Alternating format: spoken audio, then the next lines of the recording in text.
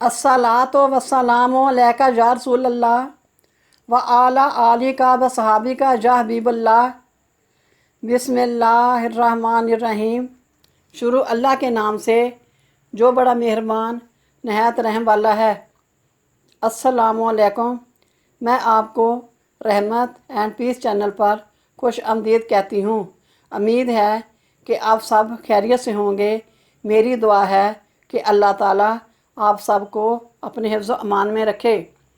आज का मौजू है हज्जतुल विदा, तकमील फ़र्ज़ नबूवत, ज़ुल्हज 10 हिजरी मुताबिक फरवरी सन 632। चाशत का वक़्त था। ऊँटनी पर बैठकर फरमाया, मुझसे मनासिक हज सीख लो। मुझे मालूम नहीं कि इस हज के बाद दूसरा हज कर सकूँगा कि नहीं। यहाँ मिना के लिए रवाना हुए हज़रत उसामा बिन रज़ी अल्लाह ताला अन्हु के साथ बैठे धूप से बचने की चादर ताने हुए थे। हज़रत बिलाल रज़ी अल्लाह ताला अन्हु कस्बा ऊँटनी की महार थामे हुए थे। दाने बाएं आगे पीछे तकरीबन 1 लाख मुसलमानों का मजमा था। महाजरीन किबला के दाने इंसार बाएं और बीच में आम मुसलमानों की सफ़ें थीं। आप सल्लल्लाहु अलैहि वसल्लम ने नज़र उठाकर इसमें अज़ीमुशान मजमा की तरफ देखा तो फ़राज़ नबूवत के 23 साल नताइज निगाहों के सामने थे। ज़मीन से आसमान तक कबूल इतराफ़ हक़ का नूर ज़ोफ़शां था।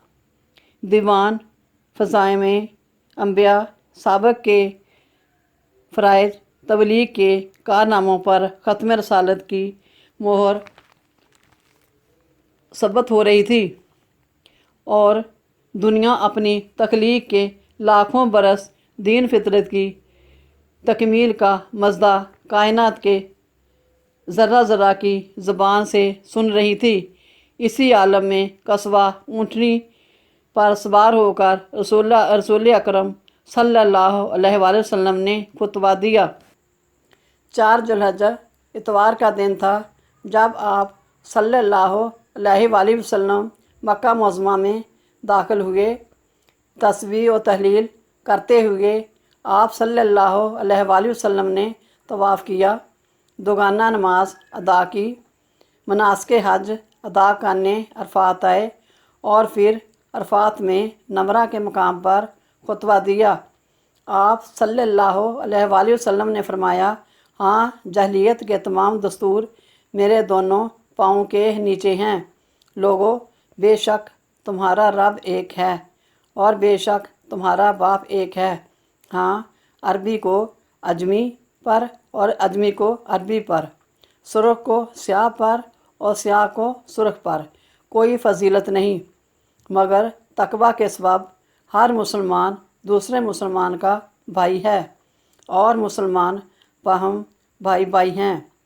जो खुद खाओ वही अपने ग़ुलामों को खिलाओ, वही उनको पहनाओ। जहलियत के तमाम खून जानी इंतकाम खून, रबिया बिन अल हारिस के बेटे का खून बातिल कर देता हूँ। जहलियत के सूद बातिल हैं। मैं आप अपने ख़ानदान का सूद माफ़ करता हूँ। औरतों के मामले में खुदा से डरो। तुम्हारा औरतों पर और औरतों का तुम पर हक़ है।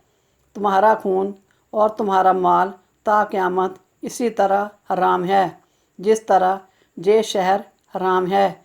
मैं तुम में एक चीज़ छोड़ता हूँ, अगर तुमने इसको मज़बूती से पकड़ लिया तो तुम गमराह ना होगे। वो क्या है? किताब अल्लाह और मेरी सुन्नत। खुदाए बुज़ुर्गों बरतर हक़ बार को अज़रुए विरासत इसका हक़ दे रहा है। अब किसी को विरासत के हक़ में वसीयत जायज़ नहीं। लड़का उसका है जिसके बिस्तर पर पैदा हुआ। जानी के लिए पत्थर है और इनका हिसाब खुदा के ज़िम्मा है।